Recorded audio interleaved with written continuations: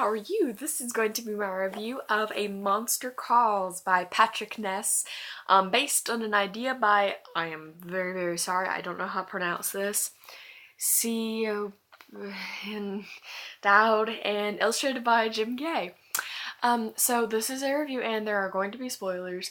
I'm sorry, but this is one of the most excellent books I have ever read in my entire life. Clearly 5 out of 5 stars. Go read it. I highly recommend it. So go for spoilers. Okay. Hello everybody. Well, as you just heard, this is one of my top 5 favorite books of 2015. I know I've said that a lot, and it's just now only the beginning of June. I've said that for like every book I've read. In reality, the only two are Tell the Wolves I'm Home by Carol Rivka Brunt and this. This is one of the most amazing books I have ever had the honor, the pleasure of reading. So, I just want to start with the meaning, which is honestly all I want to talk about. Because, first of all, the illustrations made this novel. Made it. It would not have been the same.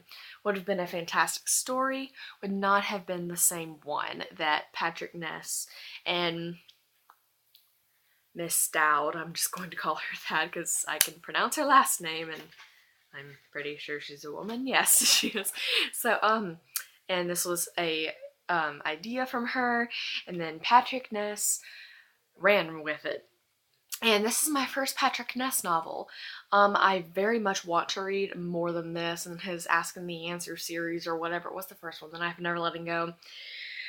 But one of the things that really stuck out to me was cherish the people that you have, because before I had read this, I was fighting with my mom, and then I finished it, and she hugged me before I went to bed, and I just said, I love you, Mama. I love you, just because you don't know what you have until you lose it. And Connor was able to understand that even though he loved his mom the whole time and he knew what he was going to lose, the message about letting go, it was very, very, very emotional. I was up at 12:30 just right here in this very spot, only much messier and mascara-ier. It was rough. One of the things I loved, I really, really wish I had tabbed it, but wherever the monsters, yes, this is it. Because, he says, you did, said the monster, but you also did not, about letting her go.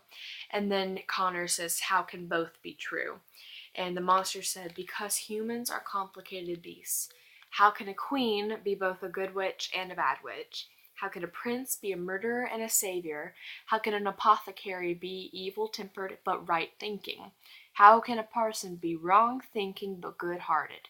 How can invisible men make themselves more lonely by being seen? That is my favorite. I'm going to need to remember page 191 so I can write that down and tab it and write a book on it about how much I love that. Is that how twisted humans really are.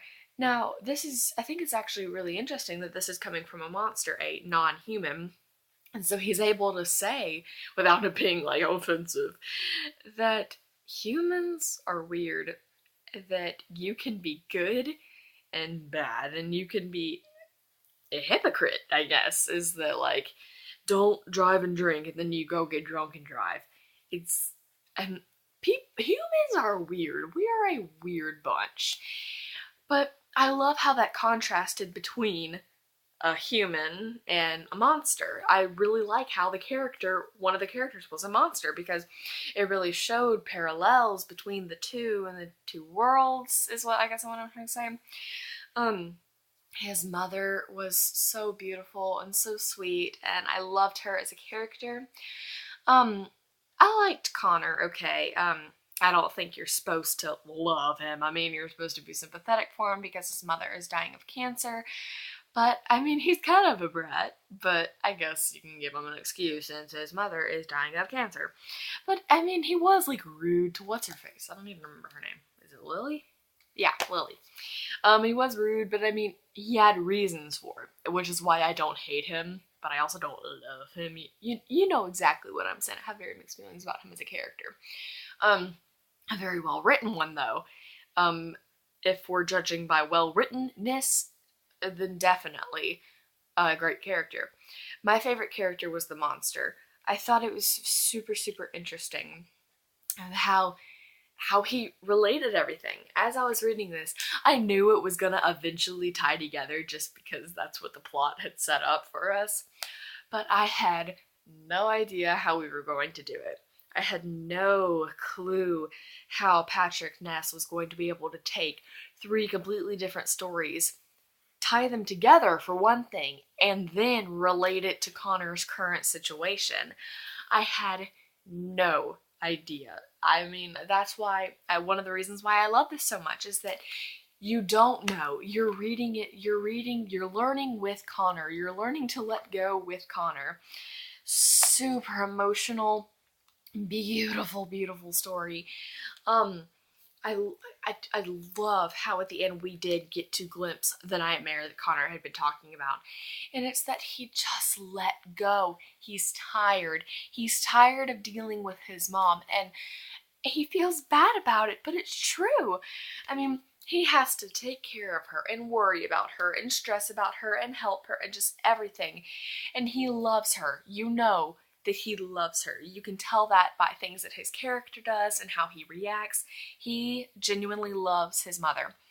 But it's time to let go, is what the monster clearly was talking about the entire time. Is that he's tired. He doesn't want to have to do this, and he knows it'd be better for her to stop to have all these treatments and pain and suffering, and it was better for everyone if she died. And he didn't want to have to say it'll be better, woman, if you aren't gone, just because it's horrible. But he didn't mean it like that. He meant it for the better of everybody and her. So that's why this story really, really means a lot. This is so memorable, and the illustrations made it even more beautiful, and John Green blurbed it, which of course was a huge plus for me because, well, so yeah, that was my review of A Monster Calls by Patrick Ness. Tell me down below what you guys thought about this book. I'd love to talk about things that happened. And tell me some of your favorite quotes from this, because there are tons of beautiful quotes. I want to hear some of them. Thank you guys so much for watching, and I'll see you next time. Bye.